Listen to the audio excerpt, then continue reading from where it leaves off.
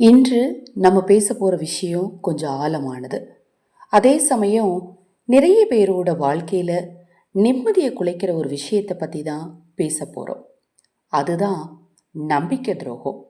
குறிப்பாக கணவன் மனைவி உறவுக்குள்ள பொய்களும் ஏமாற்றமும் வரும்போது அது ஒரு பெண்ணோட மனசை எந்த அளவுக்கு ரணமாக்கும் அப்படிங்கிறது எனக்கு நல்லாவே தெரியும். ஒருவேளை நீங்கள் இந்த வீடியோ பார்த்துக்கிட்டே இருக்கீங்கன்னா உங்கள் வாழ்க்கையிலையும் அப்படி ஒரு கசப்பான அனுபவம் நடந்திருக்கலாம்.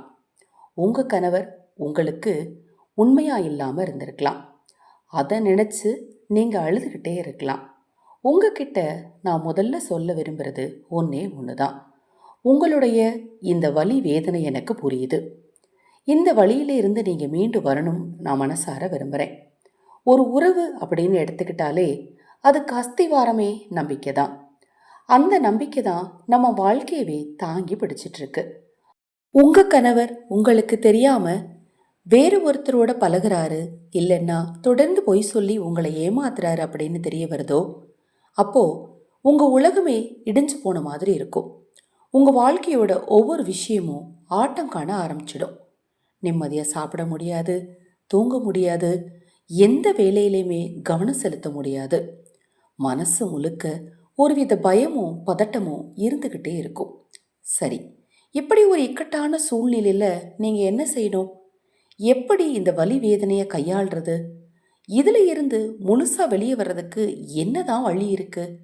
இதை பற்றி தான் இன்னைக்கு நான் உங்ககிட்ட மனசை விட்டு பேச போகிறேன். சில முக்கியமான விஷயங்களை நாம் பார்க்கலாம். சரி, அதை பற்றி பார்க்குறதுக்கு முன்னாடி ஒரு சின்ன விஷயம். என்னுடைய இந்த முயற்சி உங்களுக்கு பிடிச்சிருந்தா மறக்காமல் நம்முடைய எபிக் டாக்ஸ் தமிழ் யூடியூப் சேனலை சப்ஸ்கிரைப் பண்ணிக்கோங்க. உங்கள் நண்பர்களுக்கும் உறவினர்களுக்கும் ஷேர் பண்ணுங்கள். நான் சொன்ன இந்த தகவல் உங்களுக்கு பிடித்திருந்தால் லைக் பண்ணுங்கள். முதல்ல நான் சொல்ல போகிற விஷயம், உங்கள் உணர்வுகளை நீங்கள் அப்படியே ஏற்றுக்கோங்க. இது ரொம்ப ரொம்ப முக்கியங்க. ஏன்னா நிறைய பேர் பண்ணுற ஒரு தப்பு என்ன தெரியுமா? கணவர் ஏமாத்திட்டாருன்னு தெரிஞ்ச உடனே அந்த வலி வேதனையை வெளியே காட்டிக்காம, நான் அழக்கூடாது, நான் ரொம்ப தைரியமான பொண்ணு அப்படின்னு தங்களை தாங்களே ஏமாத்திக்கிறாங்க. இல்லைன்னா சுற்றி இருக்கிறவங்க பரவாயில்ல விடுமா, இதெல்லாம் சகஜம்தான், மறந்துடு அப்படின்னு சொல்கிறத கேட்டுட்டு அந்த சோகத்தை மனசுக்குள்ளேயே போட்டு பூட்டி வைப்பாங்க. தயவு செய்து அப்படி மட்டும் பண்ணாதீங்க. உங்களுக்கு அழுக வருதா, தாராளமாக அழுதுடுங்க. சத்தம் போட்டு அழணும்னு தோணுதா, அழுதுடுங்க. கதறி அழுங்க. கோபம் வருதா, அதை வெளிப்படுத்துங்க. ஏன்னா உங்களுக்கு நடந்தது சின்ன விஷயம் கிடையாது. நீங்கள் உயிராக நம்பின ஒருத்தர் உங்கள் நம்பிக்கையை உடைச்சிருக்காரு. அதனால் நீங்கள் சோகமாக இருக்கிறதுலையோ மனசு உடைஞ்சு போகிறதுலையோ எந்த தப்புமே கிடையாது. அதுதான் இயல்பு. உங்கள் மனசில் இருக்கிற உணர்வுகளை நீங்கள் அடக்கி வச்சிங்கன்னா அது என்னைக்கா இருந்தாலும் ஒரு எரிமலை மாதிரி வெடிச்சிடும். அது உங்கள் உடம்பையும் கெடுத்துரும், மனசையும் கெடுத்துரும். அதனால் இந்த நேரத்தில் மற்றவங்க என்ன நினைப்பாங்கன்னு நினச்சி நீங்கள் கவலைப்படாதீங்க. உங்கள் மனக்காயம் ஆறுறதுக்கு எவ்வளவு நாள் ஆகுமோ அவ்வளவு நாள் எடுத்துக்கோங்க. உங்களை நீங்களே தேத்திக்கிறதுக்கு நேரம் கொடுங்க. ரெண்டாவது விஷயம், பழி வாங்குற விஷயத்த தயவு செய்து, அந்த எண்ணத்தையே தயவு செய்து கைவிட்டுருங்க. இது கேட்குறது கொஞ்சம் கஷ்டமாக தான் இருக்கும். நமக்கு ரொம்ப பிடிச்ச ஒருத்தர் நம்ம ஏமாற்ற போது நமக்கு அவர் மேலே கோபம் வந்து நான் படுற வேதனையை அவரும் படணும், அவரும் துடிக்கணும் அப்படின்னு நினைக்கிறது மனுஷ இயல்பு தான். அவரை திருப்பி காயப்படுத்தணும் அப்படின்னு தோணும். ஆனால் கொஞ்சம் நிதானமாக யோசிச்சு பாருங்க. பழி வாங்கிறதுனால உங்களுக்கு உண்மையான நிம்மதி கிடைச்சிருமா? கண்டிப்பாக கிடைக்காது. அது அந்த நேரத்தில் வேணும்னா ஒரு திருப்தியை தரலாம். ஆனால் உங்கள் வாழ்க்கையை அது இன்னும் சிக்கலாக்கிடும். ஏற்கனவே நடந்த ஒரு மோசமான விஷயத்தில் நீங்கள் காயப்பட்டிருக்கீங்க. இப்போது நீங்களும் அவரை மாதிரியே தரமிறங்கி நடந்துக்கிட்டீங்கன்னா அது இன்னும் பெரிய சேதத்தை தான் உங்களுக்கு உண்டாக்கும். உங்கள் நிம்மதி நிரந்தரமாக போயிடும்.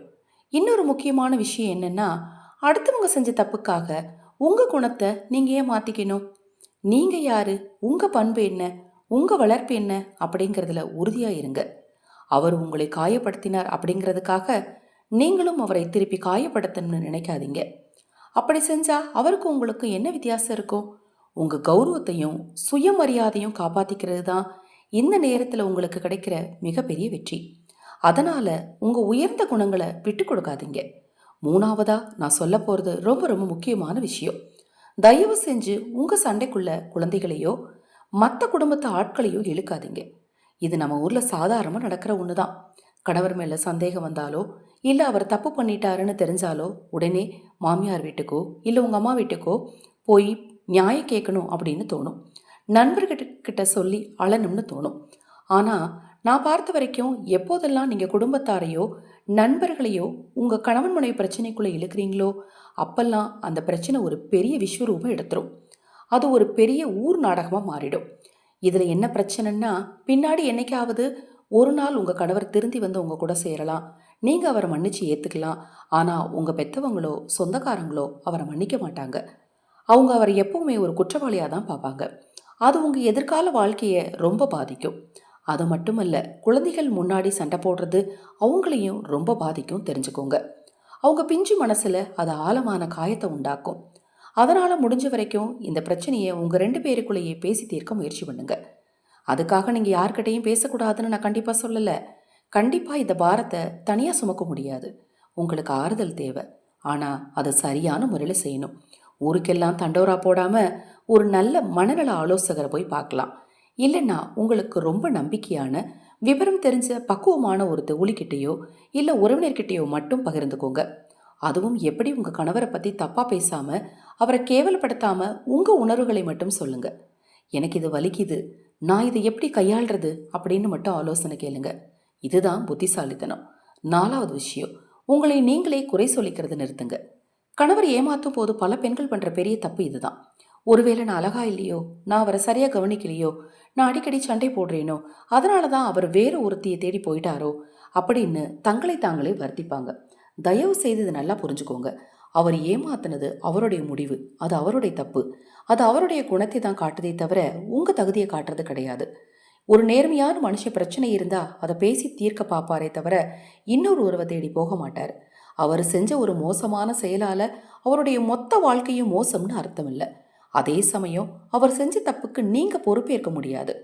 அவருடைய பலவீனத்துக்கு நீங்கள் காரணம் கிடையாது. இதை நீங்கள் ஆழமாக புரிஞ்சுக்கணும். நான் சரியில்லையோ அப்படிங்கிற தாழ்வு மனப்பான்மையை தூக்கி போடுங்க. 5வது மற்றும் மிகவும் முக்கியமான ஆலோசனை, அவசரப்படாதீங்க. கால அவகாசம் கொடுங்க.